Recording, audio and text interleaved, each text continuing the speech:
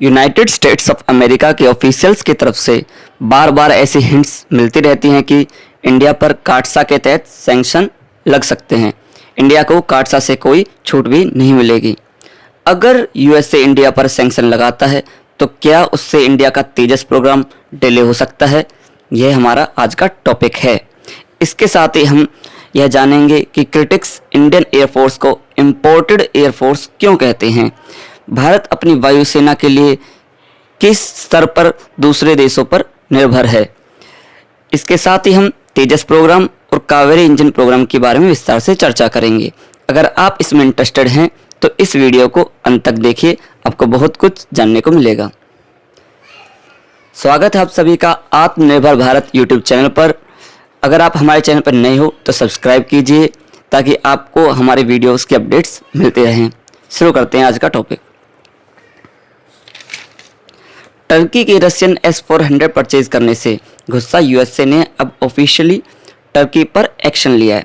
Turkey को 5th generation F-35 programme से बाहर करने के साथ साथ टर्की को नीचा दिखाने के लिए टर्की के द्वारा किए गए अर्मेनियन जेनोसाइड को भी एक्सेप्ट कर लिया है। इससे डेफिनेटली टर्की पर प्रेशर बिल्डअप होगा कि वो रशिया के साथ अपने रिलेशंस को डाउनग्रेड करे।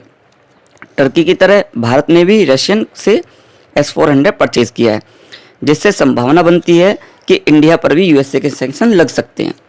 अब यह यूएसए के प्रेसिडेंट जो बाइडेन पर डिपेंड करता है कि वो इंडिया पर सैंक्शन लगाते हैं या नहीं, और अगर सैंक्शन लगाते हैं तो किस प्रकार के होंगे। यह जानने के लिए हमें जो बाइडेन के बारे में जानना होगा। यूएस इलेक्शंस में जो बाइडेन ने भारत के सिटीजनशिप अमेंडमेंट एक्ट तथा कश्मीर का मुद्दा उठाया था। जो बाइडेन रशिया को यूएसए का नंबर 1 एनिमी मानते हैं तथा चाइना पर सॉफ्ट माने जाते हैं। यूएस की फॉरेन पॉलिसी में चाइना पर सॉफ्ट रहने का अर्थ है भारत के साथ मिलिट्री संबंधों में कोई खास प्रगति नहीं होगी। इसके विपरीत अगर यूएस चाइना को नंबर 1 एनिमी मानकर उसके प्रभाव को रोकना चाहेगा तो उसे भारत की आवश्यकता पड़ेगी, क्योंकि चाइना की नेबरिंग कंट्रीज में सिर्फ भारत ही है जो उससे टक्कर ले सकता है। यूएस में इस समय जो बाइडेन पावर में हैं। अगर काटसा के तहत जो बाइडेन भारत पर सैंक्शन लगाते भी हैं तो वो काफ़ी हल्के होंगे। ये सैंक्शन 1998 के सैंक्शंस की तरह नहीं होंगे, जिसमें भारत को सभी तरह के मिलिट्री हार्डवेयर की सप्लाई बैन कर दी गई थी, जिससे हमारा तेजस प्रोग्राम भी अफेक्ट हुआ था। सैंक्शन ना लगाने के पीछे एक मुख्य वजह है भारत की एक बड़ी मार्केट तथा भारत का विश्व की 5वीं सबसे बड़ी अर्थव्यवस्था होना, जिसके कारण यूएसए के आर्थिक हित भी भारत के साथ जुड़े हुए हैं। दूसरा, चाइना के साउथ चाइना सी में अग्रेसिव नेचर, कोरोना वायरस के लैब में बनाई जाने वाली थ्योरी तथा चाइना के धीरे धीरे यूएसए को इकोनॉमिकली ओवरटेक करके यूएसए के वर्ल्ड सुपर पावर के टैग के छिन जाने की आशंका के कारण अब यूएसए चाइना से कोई मिलिट्री टकराव भले ही ना करे, लेकिन चाइना को स्टेप डाउन करने का कोई अवसर अमेरिका नहीं छोड़ेगा, और उसके साथ ही भारत की इंपॉर्टेंस यूएसए के लिए बढ़ जाती है। इसलिए इस लेवल के सैंक्शंस लगना जिससे भारत का तेजस प्रोग्राम डिले हो, भारत को इंजन्स की सप्लाई रुक जाए, यह मुझे पर्सनल लेवल पर नहीं लगता। आइए अब हम बात करते हैं तेजस प्रोग्राम के बारे में। जैसा कि हम सब जानते हैं, आवश्यकता आविष्कार की जननी है, इसलिए तेजस के बारे में जानने से पहले हम जानेंगे कि हमें तेजस क्यों चाहिए। उसके लिए हमें आईएफ की इन्वेंट्री पे एक नज़र डालनी होगी। जैसा कि आप सब देख सकते हैं स्क्रीन पे, इंडियन एयरफोर्स के सभी फाइटर्स की लिस्ट है, आईएफ की वेबसाइट पर है। इंडियन एयरफोर्स के पास फाइटर्स हैं सुखोई 30 MKI जो हमने रशिया से परचेज़ किए हैं। उसके बाद मिराज 2000 ये हमने फ्रांस से परचेज़ किए हैं। MiG-29 ये हमने रशिया से परचेज़ किए हैं। MiG-27 भी है हमारे पास जो हमने रशिया से परचेज़ किए हैं। MiG-21 बाइसन है जो हमने रशिया से परचेज़ किए हैं। और जैगवार जो एंग्लो फ्रेंच ओरिजिन के हैं, अर्थात यूके और फ्रांस ने मिलकर डेवलप किया था। इस लिस्ट को अगर आप ध्यान से देखो तो भारतीय वायुसेना के पास एक भी भारतीय लड़ाकू विमान नहीं है। भारत पूरी तरह से दूसरे देशों पर निर्भर है लड़ाकू विमान खरीदने के लिए और अपनी वायु सीमाओं की रक्षा करने के लिए। भारत एशिया में एक बड़ी शक्ति होने के साथ विश्व की 4थी सबसे ताकतवर मिलिट्री होने के बाद भी विदेशों पर पूरी तरह निर्भर है हथियारों के लिए। सिप्री द्वारा जारी होने वाली world top arm importing countries की लिस्ट में भारत हमेशा टॉप 3 की रैंक पर रहता ही है, जबकि यूएसए, रसिया, चाइना, यूके और फ्रांस जैसे देश आर्म एक्सपोर्टिंग कंट्रीज की लिस्ट में आते हैं। जब भी कोई मिलिट्री टकराव भारत का चाइना या पाकिस्तान के साथ होता है, भारत को पश्चिमी देशों की तरफ देखना पड़ता है ताकि वेपन्स की और स्पेयर पार्ट्स की सप्लाई में कोई रुकावट ना आए। इसीलिए हमें तेजस फाइटर एयरक्राफ्ट की ज़रूरत है ताकि हम सेल्फ रिलायंट हो सकें, डिफेंस में अपने डिफेंस को मॉडर्नाइज कर सकें और अपनी कैपेबिलिटी को बढ़ा सकें, हमें दूसरे देशों पर निर्भर न रहना पड़े। अब हम जानते हैं LCA तेजस प्रोग्राम के बारे में। तेजस एक 4th जनरेशन का single engine light weight fighter aircraft है। तेजस प्रोग्राम 1983 में स्टार्ट हुआ IAF में MiG-21 को रिप्लेस करने के लिए। तेजस की पहली उड़ान 2001 में हुई। IAF के पास वर्तमान में 108 MiG-21 बाइसन एयरक्राफ्ट हैं जो 2025 तक रिटायर होने हैं। MiG-21 के बार बार क्रैश होने की न्यूज़ इंडिया में आप सबने सुनी होगी, इसलिए इसको इंडिया में फ्लाइंग कॉफिन और विडो मेकर भी कहा जाता है। IAF 40 तेजस मार्क 1 और 83 तेजस मार्क 1A परचेज करने की डील साइन कर चुकी है। 40 तेजस मार्क 1 अभी प्रोडक्शन स्टेज में है, जबकि 83 तेजस मार्क 1A की डिलीवरी 2023 से 2024 के आसपास स्टार्ट हो जाएगी। तेजस मार्क 1 और मार्क 1A वेरिएंट दोनों MiG-21 को रिप्लेस करेंगे। तेजस का एक मार्क 2 वेरिएंट भी बनाया जाएगा जो मीडियम वेट कैटेगरी का होगा। यह IAF की इन्वेंट्री में मिराज 2000, जैगुआर, MiG-29 एयरक्राफ्ट को रिप्लेस करेगा। तेजस मार्क 2 अकेला 3 टाइप्स के एयरक्राफ्ट को रिप्लेस करेगा, जिससे IAF पर लॉजिस्टिक्स का बर्डन भी कम होगा। भारतीय नौसेना तेजस के सिंगल इंजन वेरिएंट से सेटिस्फाई नहीं है, इसलिए तेजस का एक डबल इंजन वेरिएंट डेवलप किया जा रहा है जो TED-BF के नाम से जाना जाएगा। TED-BF मतलब twin engine deck based fighter, जो इंडियन नेवी के MiG-29 के फाइटर्स को रिप्लेस करेगा। तेजस के सभी वेरिएंट और भारत का डेवलप किया जा रहा 5th जनरेशन M का फाइटर एयरक्राफ्ट, ये सभी USA की जनरल इलेक्ट्रिक कंपनी के इंजन्स के साथ पावर किए जाएंगे। जैसा कि आप देख सकते हो स्क्रीन पर, Tejas mark 1 and mark 1A GE के F404 इंजन से पावर लेगा। तेजस मार्क 2 एंड TED-BF में GE के F414 इंजन्स लगेंगे और लगभग एमका के 2 स्क्वाड्रंस में, एक स्क्वाड्रन में 18 से 20 के करीब एयरक्राफ्ट होते हैं। इस तरह से 36 से 40 एमका के अंदर GE के F414 इंजन्स लगेंगे। एक तरह से आप देख सकते हो फ्रेंड्स, हम अमेरिका पर किस हद तक निर्भर हैं। आपको बता दूं फ्रेंड्स, एक फाइटर एयरक्राफ्ट को अपने पूरी लाइफ साइकिल के अंदर ऑन एवरेज 3.5 इंजन्स की आवश्यकता होती है।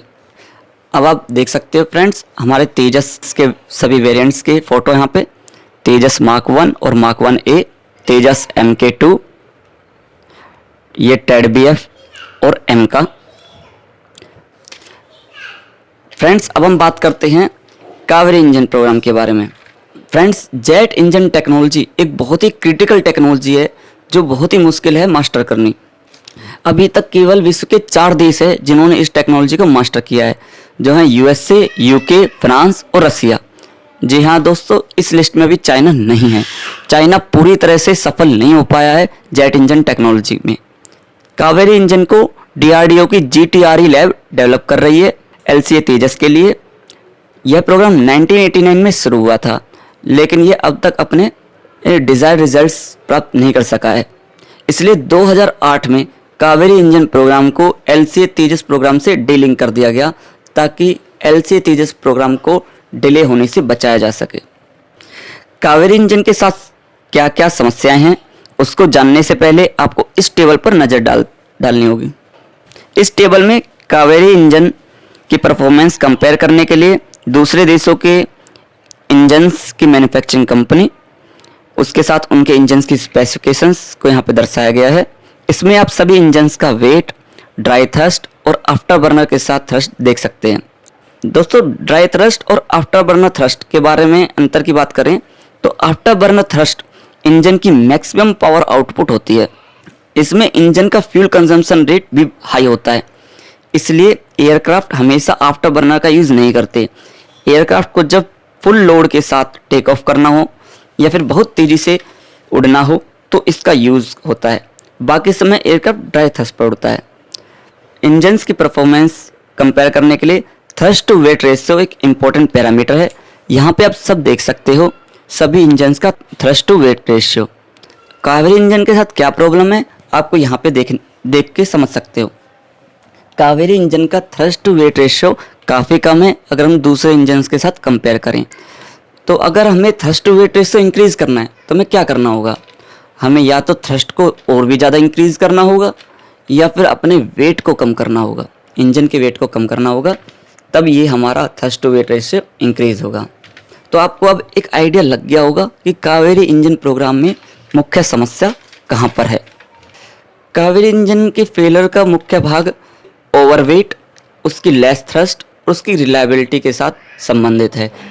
कावेरी इंजन अपने हाई थ्रस्ट के लेवल को ज़्यादा समय के लिए सस्टेन नहीं कर पाता, बीच बीच में वाइब्रेशन आती है आफ्टर बर्नर का यूज़ करने पर, और हाई एल्टीट्यूड में परफॉर्मेंस में डिके होता है। जो कावेरी इंजन की मुख्य समस्या है वो इसके आफ्टर बर्नर सेक्शन में है। आइए हम सब पहले एक बार इस डायग्राम के माध्यम से हम सब समझते हैं कि जेट इंजन कैसा होता है।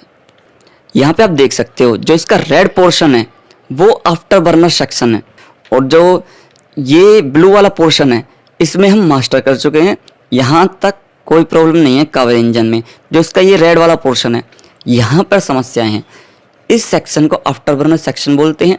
हमने 50% सक्सेस अचीव कर ली है। अपने इस कावेरी इंजन के साथ समस्याओं को रिजोल्व करने के लिए हमें कावेरी इंजन की कोर, काबिनी कोर में इम्प्रूवमेंट्स करने होंगे ताकि हम कावेरी इंजन को रिवाइव कर सकें और आफ्टर बर्नर सेक्शन में जो समस्याएं आ रही हैं उनको सही कर सकें। अब बात करते हैं दोस्तों कौन कौन से देश हैं जो हमें कावेरी इंजन प्रोग्राम में मदद कर सकते हैं। जैसा कि हम जानते हैं सिर्फ 4 देश हैं जिन्होंने इस मिलिट्री टेक्नोलॉजी को मास्टर किया हुआ है। तो सबसे पहला नाम आता है यूएसए, जो कभी हमारी हेल्प नहीं करेगा।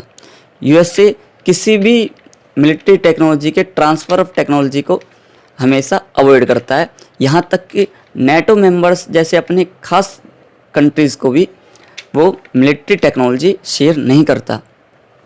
अब बचते हैं रसिया, फ्रांस और यूके। आपको यह जानना होगा कि आईएफ रशियन इंजन्स में इंटरेस्टेड नहीं है बिकॉज रशियन इंजन अनरिलायबल होते हैं, रशियन इंजन्स में मेंटेनेंस के इशू होते हैं। अब हमारे पास यूके और फ्रांस ही बचते हैं एज ए ऑप्शन। जब हमने राफेल की डील करी थी तो उसमें ऑफसेट क्लोज था, तब यह डील हुई थी कि राफेल के ऑफसेट्स का यूज़ कावेरी इंजन प्रोग्राम को रिवाइव करने के लिए किया जाएगा। लेकिन इस पर अपडेट ये है कि कावेरी इंजन को रिवाइव करने के लिए साफरान कंपनी ने कावेरी इंजन की कोर को इम्प्रूव करने के लिए एक बहुत ही हाई प्राइस रखा जो DRDO ने एक्सेप्ट नहीं किया। और उसके अलावा अगर कावेरी इंजन रिवाइव होता है तो हमें IP राइट्स के तौर पर उन्हें रॉयल्टी भी पे करनी पड़ेगी पर इंजन पर जो हम प्रोड्यूस करेंगे। उसके साथ उन्होंने सेकंड ऑफर भी रखा है। साफरान चाहती है कि राफेल के M88 इंजन की कोर कावेरी इंजन में लगे। इसमें उनका मेन प्रॉफिट इसमें है कि जब भी कावेरी इंजन बनेगा तो उसमें M88 इंजन की कोर लगेगी जो फ्रांस में बनेगी और वो भारत में इंपोर्ट होगी, जिससे उनको प्रॉफिट होगा हर कावेरी इंजन जो हम प्रोड्यूस करेंगे उस पर। अब गवर्नमेंट ऑफ इंडिया और DRDO क्या स्टेप्स ले रहे हैं आत्मनिर्भरता को प्राप्त करने के लिए ताकि हमें विदेशों पर इस टेक्नोलॉजी में डिपेंड ना रहना पड़े, उसके बारे में हम जानते हैं। पहला अपडेट है ड्राई कावेरी इंजन। जैसा कि आप सब जानते हो इंडिया ने आफ्टर बर्नर सेक्शन को छोड़कर बाकी टेक्नोलॉजी को मास्टर कर लिया है। तो अब हमने कावेरी का एक ड्राई वेरिएंट मतलब बिना आफ्टर बर्नर सेक्शन वाला वेरिएंट हम डेवलप कर रहे हैं जो हमारे यूकेव को पावर देगा। यूकेव एक अनमैन्ड कॉम्बैट एयरक्राफ्ट है। इस इंजन की ड्राई थ्रस्ट होगी 46 किलोन्यूटन और इसमें कोई आफ्टर बर्नर सेक्शन नहीं होगा। उसके अलावा दोस्तों DRDO अब एक नया 110 किलोन्यूटन क्लास का इंजन डेवलप करेगा जो एमका को पावर करेगा। जैसा कि हम सब जानते हो Kaveri jet engine program technical challenges की वजह से स्टक हो गया है, तो DRDO अब एक नया इंजन कॉम्प्लेक्स बना रहा है जो जेट इंजन्स को मैन्युफैक्चर करेगा। जी हाँ दोस्तों, अब इस इंजन को GTRE मैन्युफैक्चर नहीं करेगा। जो नया इंजन कॉम्प्लेक्स होगा वो एक नेशनल मिशन के तौर पर स्थापित किया जाएगा। इसमें प्राइवेट सेक्टर का रोल होगा और DRDO मिलकर काम करेंगे। जैसा कि हम सब जानते हो, अगर हमारा स्वदेशी इंजन होगा तो उसमें हमारे इंडिजिनियस कंटेंट ज़्यादा होंगी, तो उसकी कॉस्ट भी कम रहती है। 110 किलोन्यूटन का ये इंजन तेजस MK2 में भी लगाया जा सकेगा, जिससे हमारा तेजस को आने वाले समय में GE के F414 इंजन की आवश्यकता नहीं पड़ेगी। जब तेजस MK2 के इंजन रिप्लेस होंगे तो वो F414 की जगह हम इसको नया 110 किलोन्यूटन का इंजन ये अपना लगा सकेंगे। एक तरह से हम अपने तेजस मार्क 2 प्रोग्राम को पूर्ण रूप से स्वदेशी बना सकेंगे। लेकिन अभी भी प्रॉब्लम है उन 123 तेजस मार्क 1 एंड मार्क 1A के साथ। तो उसके लिए हमें क्या करना चाहिए, वो पूरी तरह से GE के इंजन पर डिपेंड है। तेजस MK1 एंड MK1A के लिए मेरा सजेशन ये है कि गवर्नमेंट कावेरी इंजन प्रोग्राम को फिर से रिवाइव करे। चाहे तो इसमें साफरान की मदद ले, जो फ्रांस की कंपनी है, या फिर UK की रॉयल रॉयस कंपनी की हेल्प ले, रशिया की भी हेल्प ले सकते हैं। यह जो भले ही ज़्यादा कॉस्ट आ रही है, यह कॉस्ट हमारी एक इन्वेस्टमेंट के तौर पर काम करेगी। हमें अपने कावेरी इंजन प्रोग्राम को रिवाइव करने के लिए इस प्रोग्राम GTRE के साथ IITs और प्राइवेट सेक्टर और ISRO को भी इन्वॉल्व करना होगा।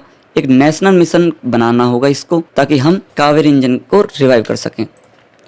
तो फ्रेंड्स, आज आपने कावेरी इंजन प्रोग्राम, तेजस प्रोग्राम और भारतीय वायुसेना के बारे में जाना है। भारत अगर सच में एक सुपर पावर बनना चाहता है तो सबसे पहले हथियारों के लिए दूसरे देशों पर अपनी निर्भरता को खत्म करना होगा, जैसा कि चाइना कर रहा है। चाइना इकोनॉमिकली सुपर पावर बनने के साथ साथ मिलिट्री सुपर पावर भी बन रहा है। तेज़ी से अपने डिफेंस फोर्सेस का मॉडर्नाइजेशन और इंडिजिनाइजेशन कर रहा है। भारत को भी ऐसा ही करना चाहिए। भारत को ज़्यादा से ज़्यादा स्वदेशी हथियारों के निर्माण पर ध्यान देना होगा।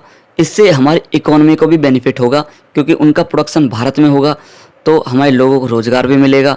साथ ही हमारे फोर्सेस को अच्छे हथियार भी मिलेंगे। Thanks friends for watching our video. Please subscribe our channel for more informative videos. Thanks for watching.